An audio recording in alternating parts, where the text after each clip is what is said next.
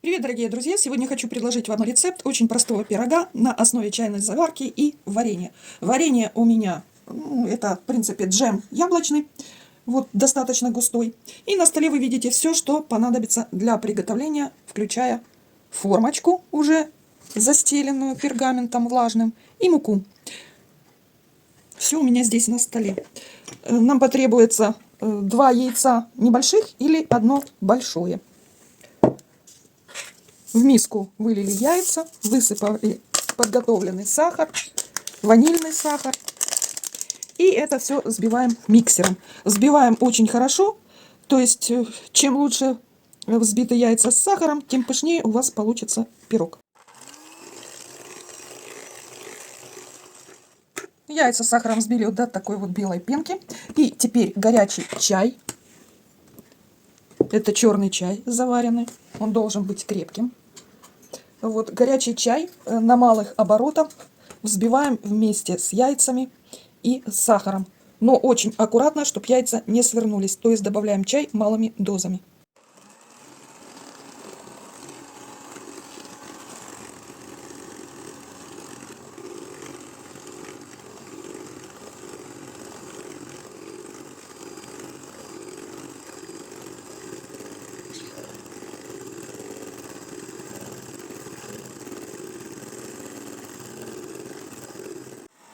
Тщательно перемешали яйца, сахар, чай.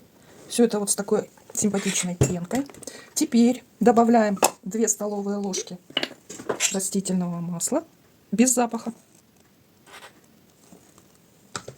И добавляем варенье. Варенье, хочу акцентировать внимание, может быть любым. Но при этом, допустим, если это вишневое варенье, может измениться цвет теста.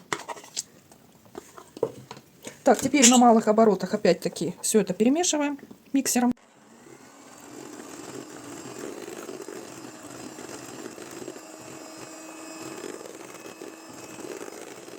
Теперь порционно начинаем добавлять муку. Обязательно ее просеиваем.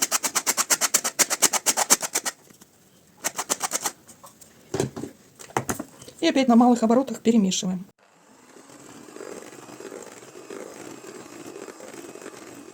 В самом конце добавляем разрыхлитель теста или соду, что у вас под рукой. Лучше, конечно, разрыхлитель. И опять перемешиваем. Перемешанное тесто выкладываем в формочку, а в это время разогревается духовка до 180 градусов. Пирог в формочке стоит на средней полочке у меня. Верх-низ конвекция, 180 градусов. И 40 минут выпечки. Может так статься, что верхушечка будет, как бы, не то что пригорать, а просто темнеть. Очень темнеть, некрасиво. Для этого надо приготовить фольгу, чтобы из нее быстренько сделать крышечку и накрыть пирог сверху. А готовность будем проверять зубочисткой. Итак, дорогие друзья, время я добавляла в своей электродуховке 15 минут. То есть 40 плюс 15. И накрыла крышечкой из фольги. Ну, давайте проверять. Теста на зубочистке нет. Значит, пирог пропекся. Ну, теперь остынет, и можно будет его достать из формочки и украсить по своему желанию. Пирог из горячей заварки и варенья готов. Можно пробовать.